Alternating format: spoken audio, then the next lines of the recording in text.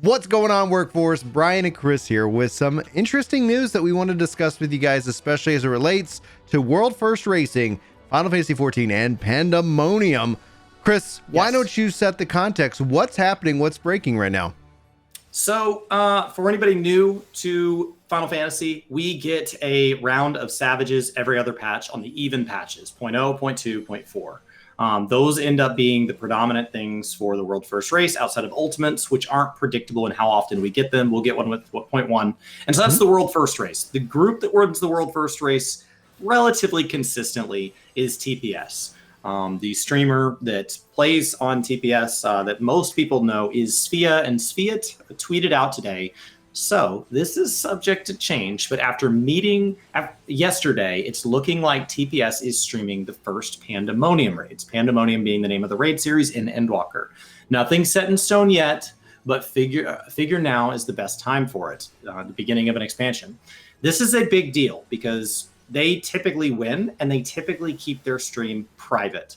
They don't release their logs. They don't release their stream. They send a copy of their recorded kill footage to Frosty, who hosts the World First Race. Frosty verifies it and then confirms that they did indeed win. And then they reveal that footage like a week later to allow the rest of the race to play out full integrity so that nobody gets access to it all at once. Because Svea has talked about this on stream a number of times. Final Fantasy is a little bit different. Final Fantasy is more of a puzzle game.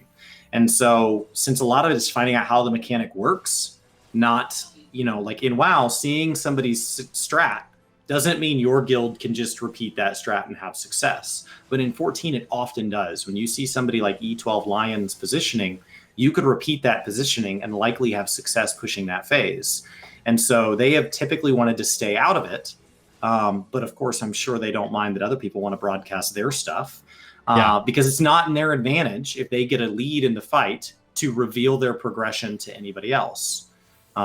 This has been something that in the World First Race in WoW has always been a source of drama when one of the leading guilds gets one of their kills off stream. So this is a big shift. Do you think, obviously everything's still coming together. The tweet itself isn't like, this is happening because even even when you share the information, maybe they do the first 3 fights and save the fourth fight, because the World First Race on Savage is all 4 fights, whereas in an Ultimate, it's literally 1 fight that's all like self-contained. So, and tuned up way different, which we've seen people do Ultimates day over day over day over day, still not, actually getting that win, where in Savage, you do expect a tier 1, tier 2, tier 3 kind of, progression that is reportable, even if you're not live. Like, oh, TPS is actually already on, turn 4 right now. How epic, what a big change that is in regards. Now, if this ends up coming to pass and they do stream the whole thing, this is I think a big shifting moment. It's not one that I think immediately gamers are going to be like, oh, this is a big deal. But I think it ends up being the reputation that TPS has in the space with the raids themselves does set this as a whole different trajectory. I personally hope that they do this, because one of the things that's really fun and enjoyable is watching the race kind of fold out. We've seen this actually happen in multiple games with raids, that when they drop, we've actually seen even games shift their raid drop to a weekend so more people can actually participate in the race, rather than say like, okay, we've got to take off work and do X, Y, and Z. Now, we do not have a date on this raid yet at all. So honestly, I think most likely December 21st. You think? Most likely 4 Tuesdays into the official release of Endwalker.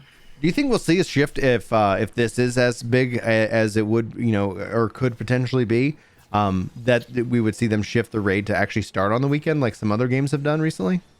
So I think there's a couple of things going on here. I think, first of all, the amount of interest in this raid tier is bigger than ever before, because the amount of people trying Savage and Ultimate for the first time right now is very large. So a lot of people are really interested. There are teams like Rin's team that always plays kind of top 20, but mostly do it for the visibility and do it for like showing people how it's done and talking about their strategies. They're very open about it, as opposed to people who are, swinging more for that first clear, and they're willing to really put in that just extra level of grinding a little harder every day and being a little bit of that competitiveness, right? Yeah. How do we not, we're going to talk strategy, let's mute our comms and things like that. when you look at this and compare it to a more developed race, something like World First, what's interesting here is some of that development might make its way over, because Echo and Limit, two of the leading guilds in the World of Warcraft scene, are both, they both have been progressing through Eden. One of them has already finished all 12 fights. The other one is still in the middle of it, going this weekend. They have a number of 14 creators involved in casting that event. So very, very exciting, probably going on right now. And what's exciting about this is they've talked about having an interest in taking place in this event as well, taking place in this World First race. So we could see more competitors in the race, more eyeballs, more people to watch, more points of view than ever before. And so it starts to beg the question, what you're asking is, what does Square Enix's involvement want to be? Right. Do they change the patch to being on a Friday versus a Tuesday for Savage because of the World First race? Rather than saying, you know what, content releases on Tuesdays, you guys figure it out. Yeah. That's a big change. Yoshi P has already apologized to Raiders that it's going to fall over the holiday season, being aware that like Christmas and other holidays, as we push into New Year's, that there's not really a good time to release this. WoW players, I think, have wondered, why not just push it back from the 21st to later? Well, New Year's is another holiday, so it's right around the corner. Not better. It's back to back. back. Well, let's just push it to January. No, because you have to get the clear of Savage and then farm all the gear from Savage so that you have Savage behind you, so that we go into 6.1 and people can have gotten at least some level of satisfaction out of Savage content before we charge into the Ultimate with 0.1. We charge into the Alliance Raid, Myths of the Realm with 0.1. We charge into Ishgard Housing with 0.1. Maybe Island Sanctuary, maybe changes to PvP. I don't know. Like 0.1's a loaded patch. And so, Yoshi P threw some shade in an interview question saying, like, this isn't the type of game where we're going to let, months or even almost a year until a patch. Yeah. Who would do such a thing? That's crazy. Not naming names.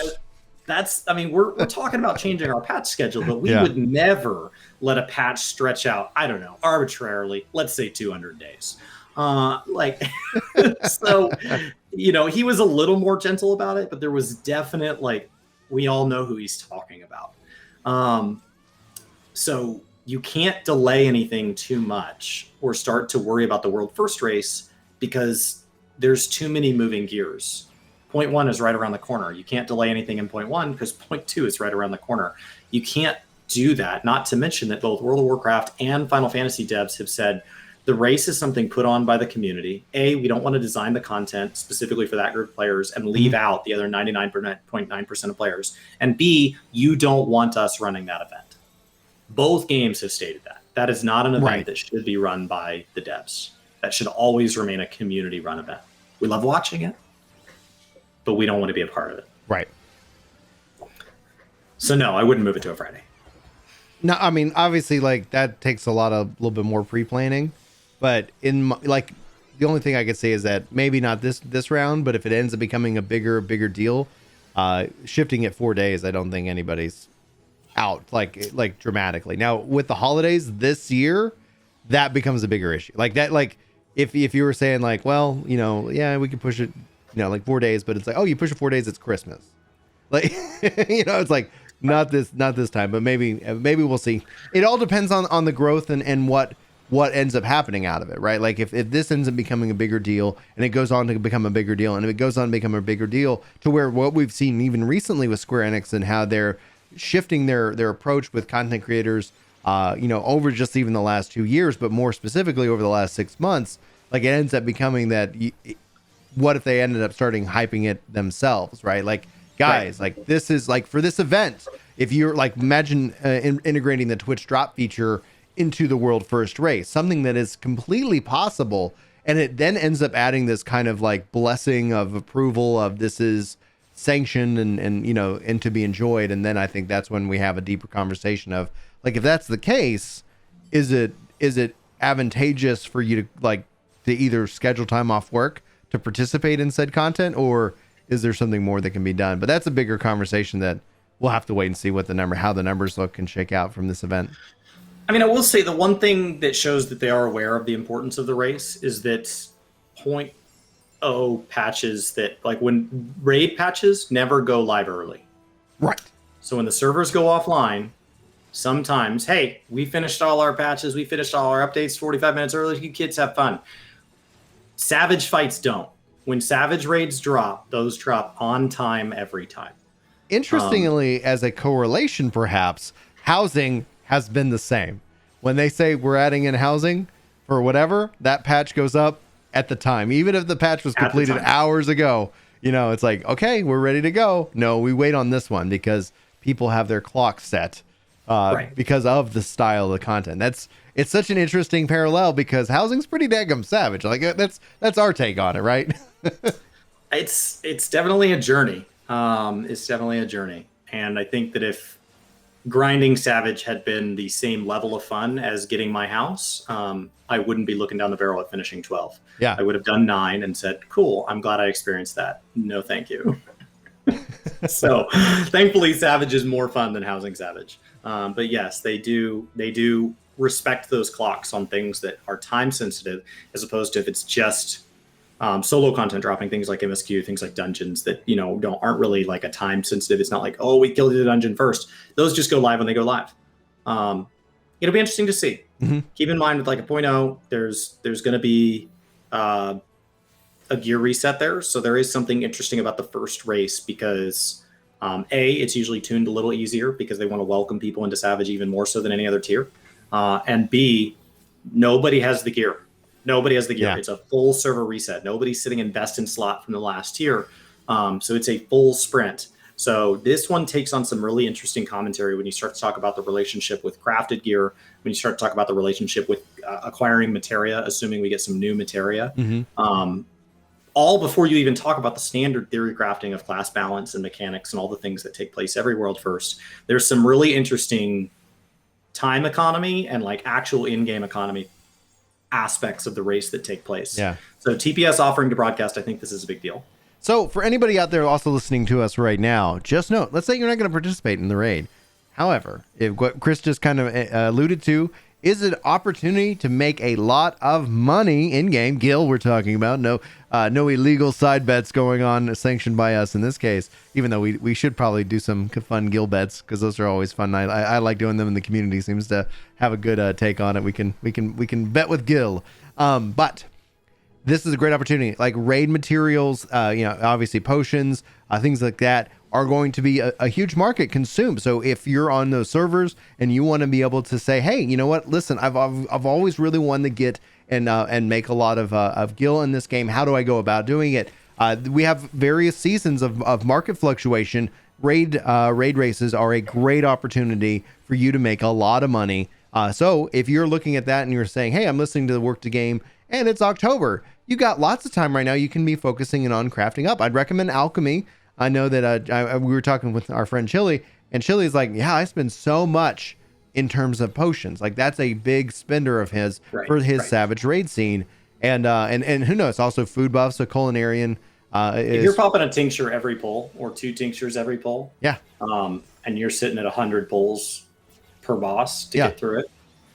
You don't, and if you don't like crafting, guess what? Gathering those materials so crafters can grab those up for cheap and turn those into those items. So it's a great time, great opportunity for people to make a lot of money. Really thrilled that TPS might be actually streaming this. I think that will be a really historic thing.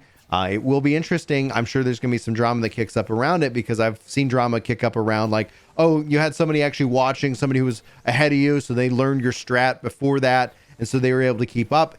Ultimately, it makes it a little bit tighter of a race. It just makes it a little bit of a closer race. But no matter what, we'll see all people's opinions shared online and go from TPS there. has always also been one that people have been very frustrated because they can't see the clear video, and so they're always getting accused of things because they're out of sight.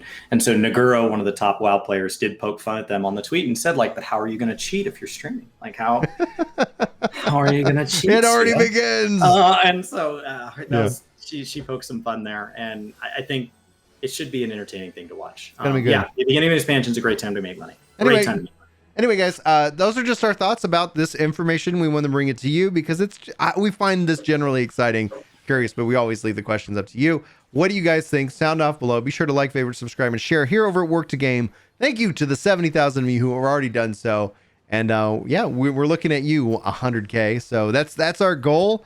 If you guys feel like helping pushing us forward, and this is the video that gets you to hit that subscribe button, We need to put a play button in the void. We need to put something on the void on Chris's wall. So we need to make that happen. Guys, let us know if you this is the video gets you subscribed so we can officially welcome you to the workforce.